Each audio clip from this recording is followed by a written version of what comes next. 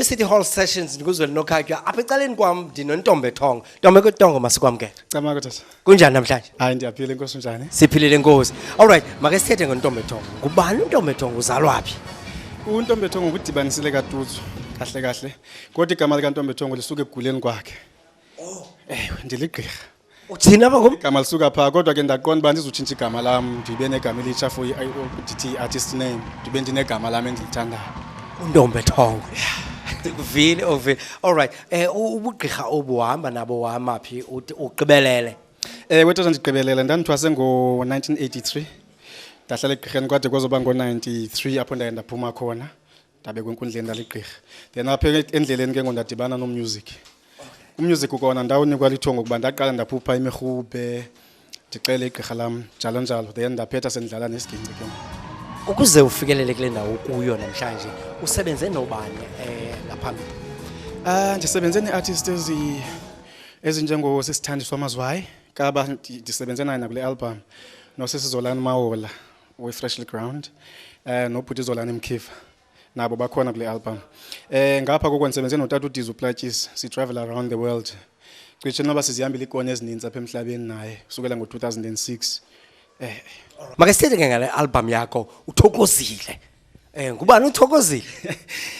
uThokozile ligama nje lentombazana endicula ngalo nje ukwakhe ingoma oba mayibe mnandi for abantu. uThokozile kule ngoma usistory esentombazana efeketayo ngomfana emhoyile emthengela izinto emakhela umze emthengela nemoto but uThokozile yangabikho indoda emsebenzini nashiyeke senze zakhe izinto ezimbi. So kahle kahle uThokozile uphethe imessage ezama ukukhuza abantu abatsha bastike on nezifo ezininzi namhla. Ithi le impumelelo ingoma endayikhompoza xa ndibona amathuba efuna uvuleka nizoveza le ngoma le album. Yafika lento xa utata wayesithi kum ntanam endipolish endintshintshuko ukuzama kungumzukezuke kube nesibindi kule ndlela.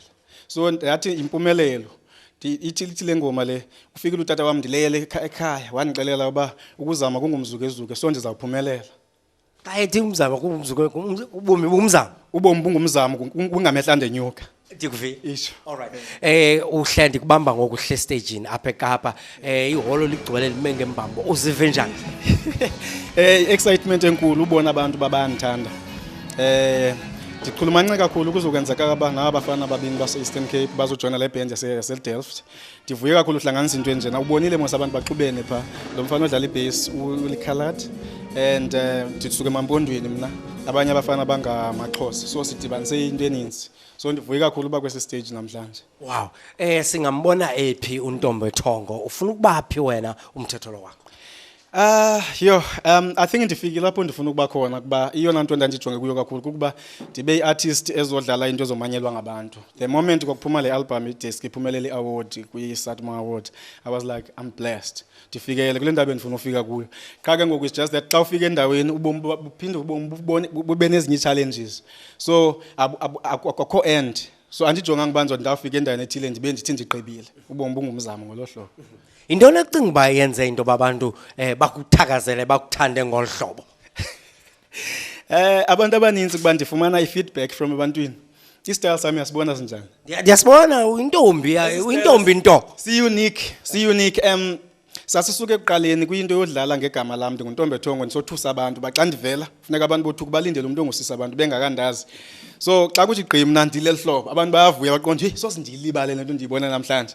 But ekugqibeleni kwelinye icala i-message yami ngokunxiba elihlobo ingase abantu abangotata kulento icaza ukuba singamadoda sisivela kabuhlungu eSouth Africa ingakumbe eSouth Africa ngorayipha abantwana ngobetha abantu abangomama. So it's sort of like yenye indlela endiphasa ngayo imessage uba ingase kumuntu ongutata ayazi abantu abangomama nabo babhetere. So ngokwenza le image emzimbeni wami I'm showing the big effort ukuthi ndiyabasupporta kakhulu mina abantu abangomama and kufanele baphathwe kakuhle nabantwana. Wow.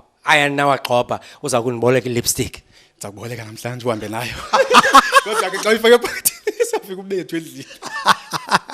Olukade lo besincola naye nguNtombe Thongo nalo icwecwe lakhe uyacela into bawuphume uyomxhasa ulithenge licwecwe uthenge uqobelo kulo.